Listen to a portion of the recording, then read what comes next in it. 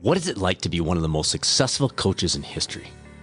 How does that coach respond to a cancer diagnosis not once, but 3 different times? What emotions accompany being named NBA Coach of the Year and then being fired just weeks later? Welcome to the Catalyst Health, Wellness, and Performance Coaching Podcast. I'm your host, Dr. Bradford Cooper of the Catalyst Coaching Institute, and today's guest is Coach George Karl, a 3-time cancer survivor who sits number 6 on the all-time winningest coaching list.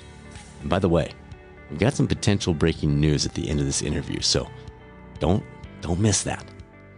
On the health and wellness coaching front, the next MBHWC-approved coaching certification, it gets rolling the end of January, and this one typically fills early. So if that's a priority for you, details are available on the website, catalystcoachinginstitute.com, or we're happy to discuss with you anytime. Just shoot an email to us, results@catalystcoachinginstitute.com, and we'll set up a call. By the way, for those of you who are new to the Catalyst community, check out the link in the description of the podcast. I'm going to be scheduling a few private video consults in the coming months, completely free of charge, with one new community member that we select via drawing, and we can cover whatever topic you'd like to discuss.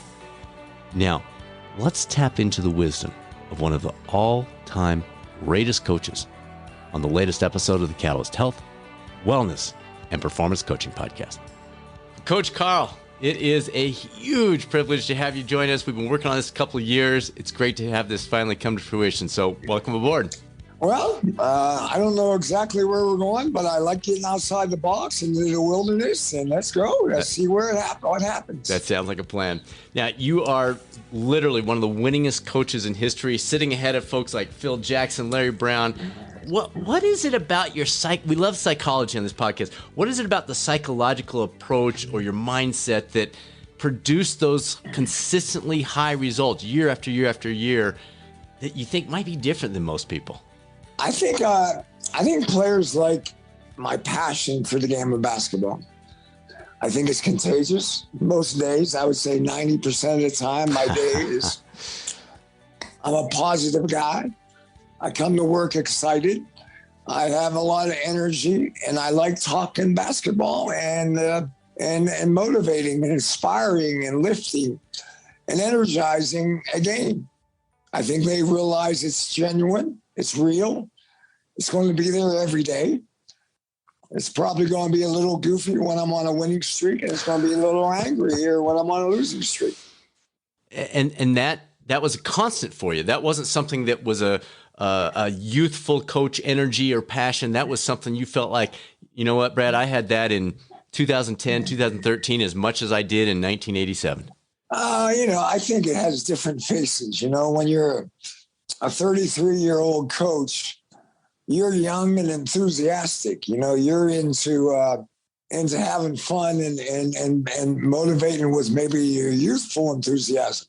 At the end, I was like grandpa. I was like a professor at college. Players look at you differently. Sure. Because you evolve, you get older, you have more respect sometimes when you win a few more games. But in the same sense, I think they feel my desire to play the game in a manner that what I call the right way. Yeah. I think it's a we game. I think it's a team game. And I think the words like trust and belief and discipline and connection, all those things are important to develop a good team basketball. Is it still a we game? I mean, I'd love to believe that's still true. It seems like it's tougher to see that now than it was in '87. What are your thoughts on that? Because I know you're completely tied into it. I follow you on Twitter. You're dialed in. You know what's happening. Is it still a we game? I think sometimes you got to search for it. But I think when we're playing for the championship, that's what you're finding. You're finding what team is connected. Yeah. What team is totally committed. What team has intense focus. What team has the discipline to overcome a bad loss. Yeah. I think in the regular season, you get a lot of what the hell is going on out there, basketball. Right now, I think the NBA's got to be a little worried about all the blowouts we're having. Yeah. There aren't a lot of close games right now. I mean, there have been about 3 nights already that, I'm turning the TV off at 9:00 because there's no more games. Yeah. And I think that's a little unusual. I think the short training camp has somewhat hurt the game coming together early. So I think right now you got a basketball season that nobody's quite there yet. There might be a couple teams playing at their highest level, but there's a lot of good teams that haven't even figured it out yet. Yeah. They've had a lot of bad nights, and Milwaukee hasn't played that well. Yeah. Yeah. The Lakers haven't played that well. Dallas hasn't played that well. Miami has. Chicago surprised us. But 82 games is a very long slice. Yeah. It's a very long season, and it is a process. You don't want to be playing your best basketball now. Right. You want to be playing your best basketball come April. And I think the other thing you want to get going is you got to figure out what you need now, and maybe during the year you can develop that guy, or maybe somewhere if you think you're good enough to win a championship, make a trade. Make a trade in February where you might make that step that can get you to the top of the mountain. So let's chase that rabbit tail for a second. Basketball aside, let's take this idea of you don't want to be playing your best basketball now into life. Are there periods of life where you say, yeah, that's kind of true. Like you don't want to be playing your best basketball in your 20s. You want to be playing, and I'm not talking about basketball, obviously. I'm talking about life and focus and energy and emphasis and pursuing the most important things. Like, do you feel like you're playing your best basketball now at this phase in your life? I've listened to several interviews with you. You've talked about how your ego's changed. You've talked about how you've embraced the more important things in life. Do you feel like you're playing your best basketball right now in your life? Well, I think I know who I am better than I ever have. And does that mean I have my best basketball? I think when I'm in a position of a leadership position or authority position, I feel good. I feel good about my words and my wisdom and how I speak. I don't have a lot of ego. If you reject what I say, I'm okay. I don't go defensive and go yelling, what the hell are you doing? And I think our world is changing very fast.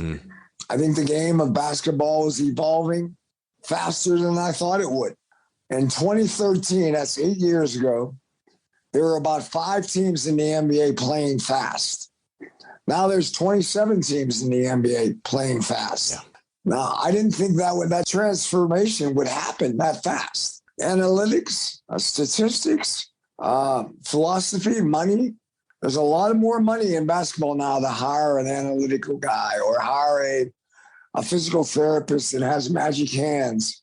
And there are owners trying to find the edge. Right. They're trying to gain the advantage that can take them from a good team to a great team and a great team to a championship team. Right. You coached against all the names that people recognize: Karl Malone, Michael, Magic. Are there stories or there things that people would be surprised, the listeners, that say, oh, I never knew that about those guys? All the great players have a drive to be better the next year when they come back from playing. Their commitment to improving their game and staying on top of the mountain, I don't think gets enough love, enough respect. To be a great player for 10 to 15 years, to me, is amazing. And Kobe had it. Bird had it. Bird's career was kind of ended by an injury more than by losing his skills. Right. But, Michael has it. LeBron has it. Magic had it. I mean, I still think Magic doesn't get enough love. Really? As one of the great. I mean, I think he's one of the best players ever to play the game. He's never in the LeBron, Kobe, Michael argument. I think he should be. Huh. Some of the, like you mentioned Malone, one of my favorite players of all time is Tim Duncan. Oh, yeah. The guy that, not very flashy, not very spectacular, but Mr. Fundamental, and played on a championship team when they weren't the most talented team very often. They were just the team that connected. They trusted each other, and they would never beat themselves. Right. Yeah. This one might be, you might have to ponder this one for a second. What if basketball didn't exist? What do you think you'd be doing? What would your life have looked like? What would you have been involved with? Any kind of side dreams that you say, you know what? I've kind of thought about that, and I probably would have been a X. Well, I think I would have been an athlete. The sport might have been baseball. Going to North Carolina, I thought I was going to play baseball and basketball in North Carolina, but I hurt my back. I had back surgery my freshman year. Really? And Coach Smith asked me not to play baseball because the back is a part of the swing. He thought I could aggravate my back if I played baseball. So I didn't play baseball at Carolina. I don't know if I would have even after I got into the system of playing varsity basketball. Other than that, I went to college thinking I was going to be a lawyer. Maybe a politician. I hate lawyers, so I'm glad I never became a lawyer. I don't like how much money they charge for unbelievable simple things. And I think they messed up our system a little bit, but don't get me off on that tip. But, if I didn't go into, I might have gone into politics, but I don't want to be an elected office, an official that is elected. I want to be the chief of staff of the governor. I want to be the guy that pulls all the triggers and puts all the meetings together that magnifies your team. But I like the gym too. So I might have been a kid's YMCA teacher or something like that. Yeah. Interesting. That makes sense. And I think what you described on the politician side, you kind of had to do, that was kind of your role as head coach in many cases, especially with the players and the way you had to work that around and, different catering to different folks and different times. So that's an interesting answer. You mentioned Coach Dean Smith. You have been quoted multiple times, one of the greatest coaches in the history of the profession. You said he's a great teacher of basketball, obviously, but he's a better teacher of people, a better teacher of how to grow up and find the right path. What do you mean by that? Can you expand on that? What was unique about him compared to other coaches that you've interacted with, been coached by, et cetera, et cetera? I think I can say it simply by saying I think if Coach Smith had a teaching point the day before an NCAA championship game, and he had a situation that it would be better to bench guys or sit guys or suspend guys than win the national championship because of the growth of the person as a human being. I think Coach Smith would lose the NCAA championship. He cared about his people, not only players, but managers, stat guys, assistant coaches, grad assistants. All those people were very important to him. I've said many times that the best decision I ever made was to go to North Carolina because I got the friendship of Coach Smith the rest of my life, Coach Guthridge the rest of my life, the fraternity of basketball the rest of my life. I think it's the number one athletic basketball team type of fraternity that we are loyal to our university. We'll do anything for our university and we'll do anything for our basketball team. And was that driven by Coach Smith, or is that something that was unique to those people at that time that you were a part of? There's no question that the love for the university is genuine. We all love it for different reasons. North Carolina is a hell of a school. I have a senior in high school right now. I want her to go to North Carolina. But the athletic program under Coach Smith taught you to do the right thing. I mean, I always liked it when he got angry. He always would say, just do the right thing. You all know what the right thing is. Just do the right thing. And that sounds simple. But the game of basketball can be that simple. We make it complicated. He always told me coaches over coach. When I went into coaching, he said he felt 90% of coaches over coach. And I've always remembered that. So I think I've always been a coach that wants my players to have a window of opportunity to show everybody and me what they can do. I don't want to control so much that it kind of inhibits growth. It inhibits creativity. And I always want to play a game that players like to play and have fun playing. Fun and joy have been lost a little bit in pro sports. because there's so many now experts scrutinizing all our mistakes and our failures. But I just want you to know that they're not. A head coach in any pro sport doesn't get the awareness that it's a hard job. It's a hard job. It's a well-paying job.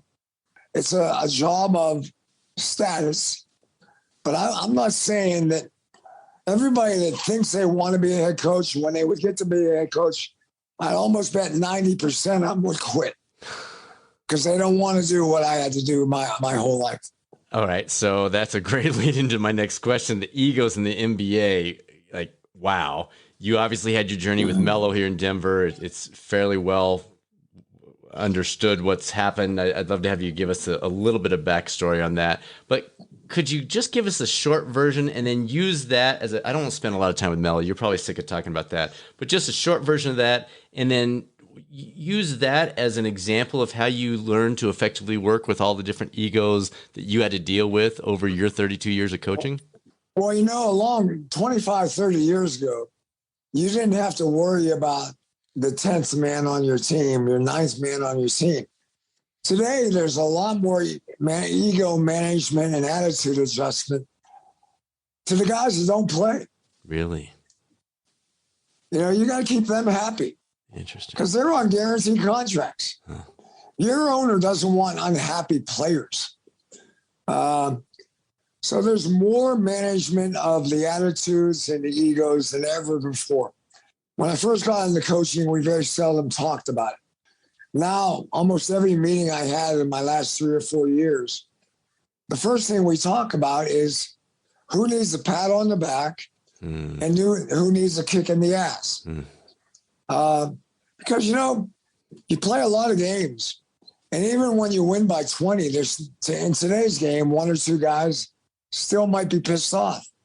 And I don't think that's good because you have too much time going to negative psychological nonsense rather than the joy of the game of becoming a really good basketball team and trusting and believing in each other. And is the money the driver of that? Is it the change with AAU ball? Is it, yes, all of the above? Like, what's changed that so much? I think it's money. I think money more than ever. I said a long time ago when money started blowing up in the NBA that it's great. I'm a millionaire because of coaching in the NBA. Why? I'm not sure I'm a millionaire because I would have done it for a lot less money. But money is not the reason you win championships. It's the passion for the game. And if you don't have passion and you're just doing it for money, I think you're going to fail in getting to the top of the mountain. The guys that win championships have this inner drive, the intrinsic talent of motivating themselves or inspiring themselves to go further than no one else has gone before, to push themselves to a better place and a better player than they've ever been before. So I think it's the money. I think AAU basketball and college basketball right now is it's going to be really interesting where it goes. What's being able to pay players now. I'm not sure that's going to be helpful. I think that's going to be more nightmares for coaches in college. Sure. And now even coaches in high school. So the Melo situation, again, don't want to spend a lot of time on this, but just briefly, was that part of it that you were this intensely competitive, let's get better? I want to talk about your idea of culture of better in a moment. And Melo was more concerned about the stats and, how can I maximize my profile and those kinds of things? Or am I missing something in that picture? Oh, I think Melo's problem was he wanted to score more than he wanted to be a triple-double guy. I mean, to me, the great players make other people better. The great players have the ability to be, to fade into the crowd if someone else is playing really well. Melo wanted to be in the spotlight. And I don't think that's necessarily, I'm criticizing Melo. There are a lot of players like Melo in the NBA. Sure. And I just don't know. We never got Melo to commit to maybe the championship attitude. To win a championship is what's the goal. I think Melo's goal was to see how great he could become. And I think because of that, I think he missed a couple of years where he might have been able to win a championship. I know he's trying to win one with the Lakers this year. I don't think they're a very good team right now. Will they be able to make a trade and become a really good team? Maybe. But I think Melo now wants to try to win a championship, where I wish he had made that commitment 7 or 8 years ago, where his talent was good enough maybe to win a championship. Yeah. You guys are so close. We're here in Denver, so we're all on board with that. Okay, I mentioned this before, but in some of your interviews, you talk about having an unhealthy ego at times. How did you wrap your mind? This just sounds insane to me. How did you wrap your mind around winning Coach of the Year and getting fired a few weeks later? I've always been a big George Karl fan. My son and I followed your career. I didn't get it. It seemed insane, but I watched it. You lived it. What happened? I mean, not what happened, but what happened in your head as that was all taking place? That just sounds like insanity. Oh, I think it was because I thought it was more of Josh Kroenke took over running the basketball team at a very young age. And I think when he lost Masai to go to Toronto, he saw the opportunity to become his team. He wanted to make the decision who the general manager was going to be and who the coach was going to be. I thought it came at the wrong time. When he told me that it was his decision, I said to him, it might be the stupidest decision you'll ever make in your lifetime. You're throwing away a really good team that likes playing the game, likes going into the gym and getting better, and likes each other. And you're going to bring another guy in and you think he's going to be better? That window of better, yeah, there's guys out there that might have made that team better. But the window of not being better was bigger than the window that trying to find a guy that was going to do better than we were doing. It made no sense to me. I wrap it down to youthful energy and youthful enthusiasm by a young guy that was given the power to make that decision. And he wanted to do it on his own time. And because of that, he had 6 or 7 years of what the hell is going on out here, basketball. Yeah. All right. I sent this to you in advance. I don't know if you got a chance to look at it, but it was a real interesting study that just came out in an international journal. Looked at 3 different eras of the NBA since the three-pointer was introduced in '79. It talked about 80 to 94 was the classic era, 95 to 2013 was the transitional era, and then 2014 to current is the modern era. You coached during all 3 of those. Did the psychology of coaching change from this, what they define, and not necessarily by year, but classic, transitional, current? Did you see your coaching strategy, style, psychology change during those different phases? I think not only does your psychology change, how you play has to change. The game has evolved from a game in the 80s of big guys. The big guys were the most important guys on the court. It was a slow game. It was a physical game. It was a defensive-minded game more than an offensive-minded game. The 3-ball has come into this game and has now put the magnifying glass on the offensive end of the court. Now, that took about 25 years to go into where it is now. And where it is now, I'm a little worried about. I don't know if the game has another way to go. What I love about basketball, you can win different ways. You can win playing slow, you can win playing fast. You can win playing big, or you can win playing little. You can win with zone, you can win with a man-to-man. There's a lot of ways to win basketball games. But today's game now says you got to make the 3-ball. You got to make the 3-ball. No matter how you play, you cannot have a differential of your opponent getting 15 threes and you getting 5.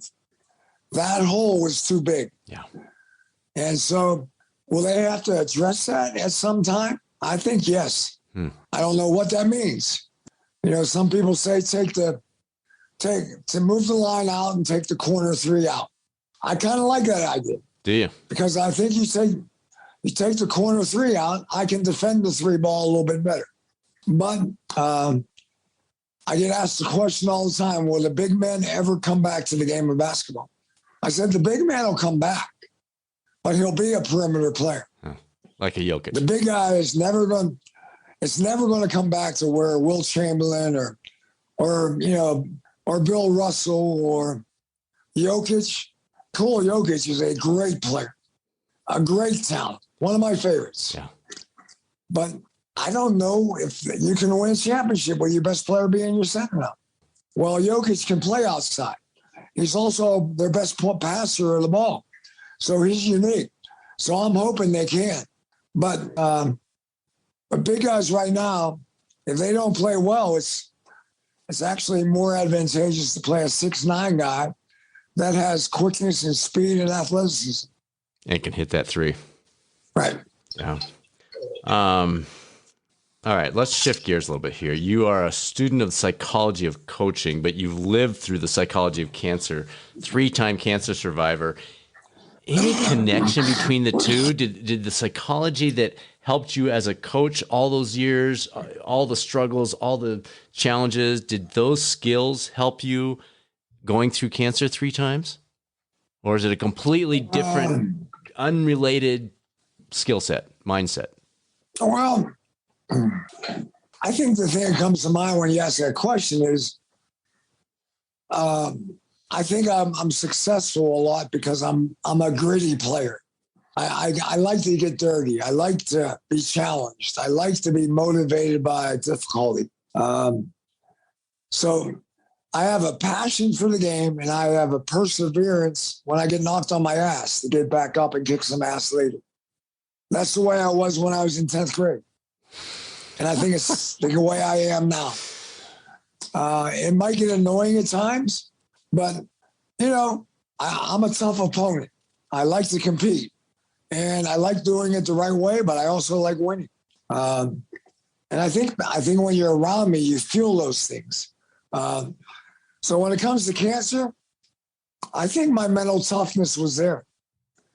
My second cancer with the head and neck, with the chemotherapy and the radiation, there were days I thought I was going to quit. Not quit on life, but quit on basketball. Right. Because I didn't know if I had the energy to come back and get it done.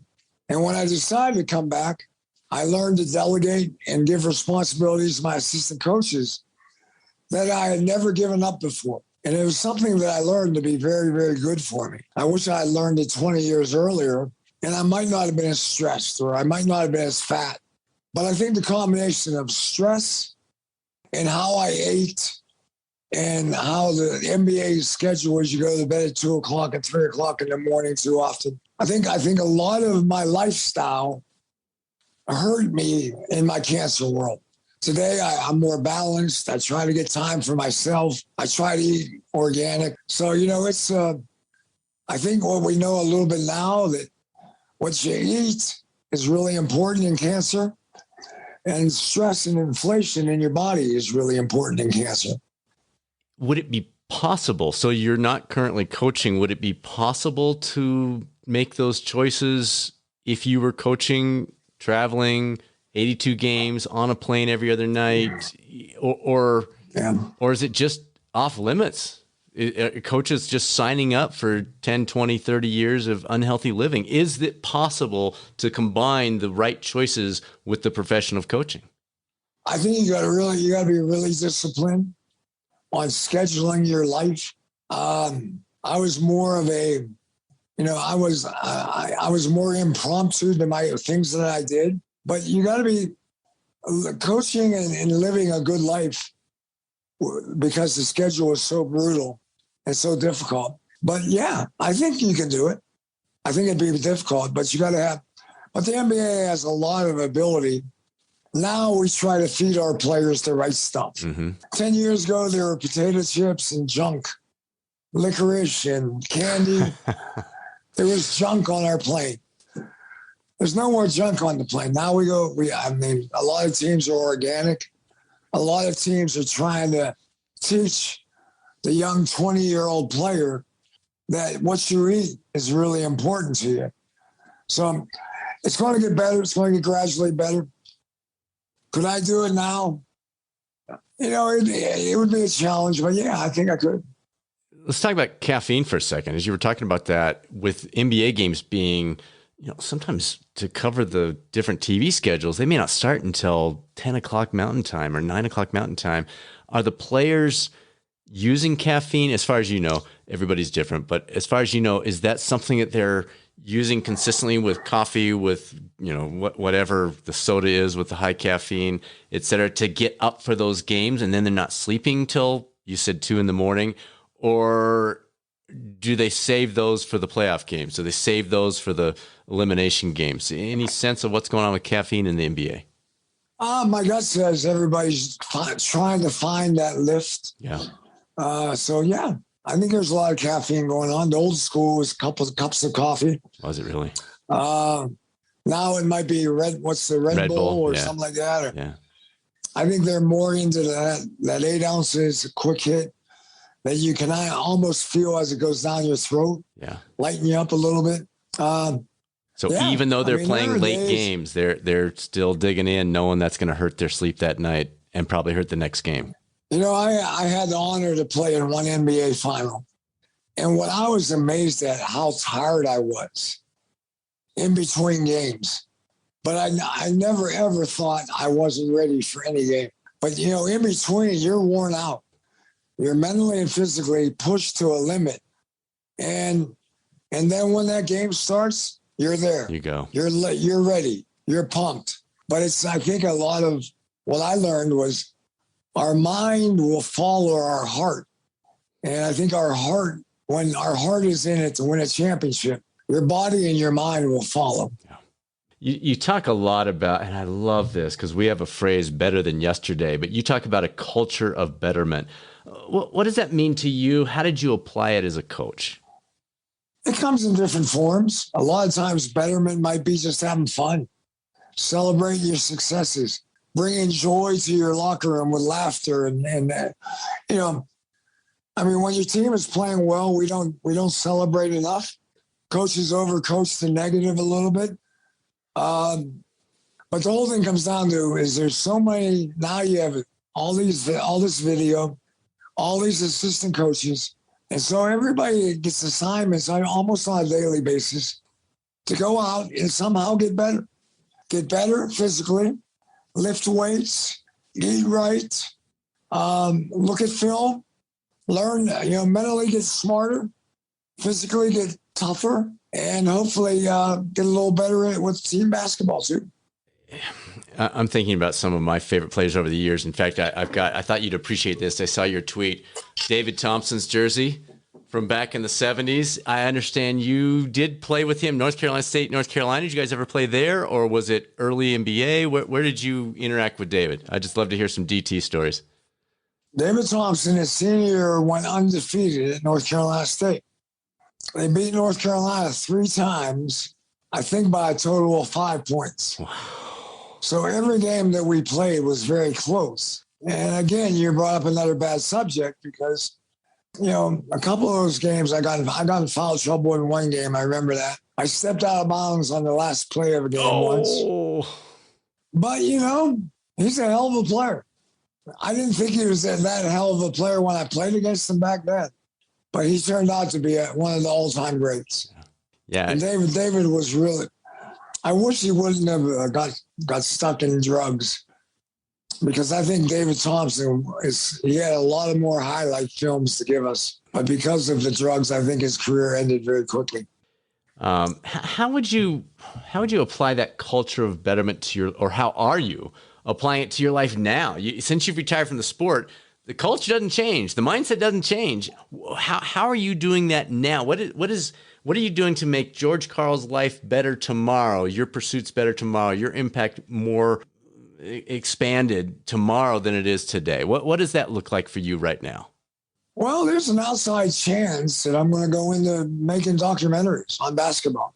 Really? That would be fascinating. I kind of become a storyteller of great stories. The one story that I'm really into now is ABA basketball. I think ABA basketball doesn't get the love it deserves. Agree. I think in a lot of ways, when the two leagues merge, the ABA was a better league. But nobody thought that because it was a floundering league. It was a failing league. Right. But the players in the ABA, we might have had a better team than the NBA. But the NBA has never given the ABA very much love.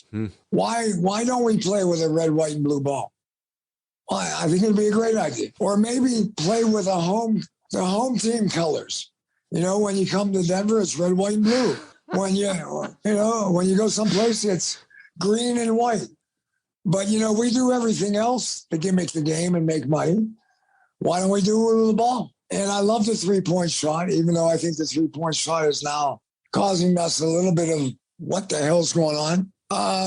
So, my time at Real Madrid and European basketball, I don't think gets a lot of love. So that's another story I like to tell. I'd like to tell a story maybe about Coach Smith and Coach Guthridge in North Carolina. People don't know that they were friends for over 45 years. Wow. And the people at North Carolina know how close they were. Coach Smith, when he died, Coach Guthridge died 3 months later, just because I think they were that connected. I think God said, these guys got to be together. So, I'm evolving. I speak a lot to kids. I speak a lot on basketball, but I also speak on leadership and teamwork. I read a lot. I speak a lot. I've learned to balance my life out. I exercise daily. I meditate on a daily basis, just trying to stay strong, mentally strong, and somewhat physically strong. I almost feel like wrapping up there, but I got one more question for you. We have a lot of coaches that listen to this. Either they're athletic coaches or more likely they're health and wellness coaches, life coaches, etc. You've coached the best of the best in this category. What advice would you have for those coaches that they're not NBA coaches, they're not NFL coaches, so it's a different avenue, but they do have some super high performers, some executives they're working with, some type A, double type A type folks. Just kind of closing, any final advice for those folks as they're working with that? Well, I still think about my belief is a good coach teaches his mentor, he mentors his student or his friend to find out, to make him his best him or her the best her. I don't ever go in trying to fix someone or majorly change someone. I try to find their strengths, magnify them, and maybe find one or two weaknesses I know that I can get better. But, if you get better at a 10% level every year of your life, you're going to have a hell of a life. You're going to learn a hell of a lot. And I think people sometimes try to do everything in 1 year. If you just look at your life as a process of getting better every day, a little bit physically, a little bit mentally, a little bit with the group of people that you hang out with. There's so many things we're learning about how the brain works, how the body works. We're learning about motivation and inspiration. And I think we now know that inspiration is better than outside motivation, have internal motivation. Yep. So how do you do that? That's, towards the end of my career, I gave more players books to read a little bit because if I don't have an answer, maybe someone else does. Yeah. And all you're trying to do with your players or people that you're managing is get them a little better. Get them to be aware of what they need to change and motivate them to make that change. So you try to make that change for them. Coach, that was awesome. That was so perfect.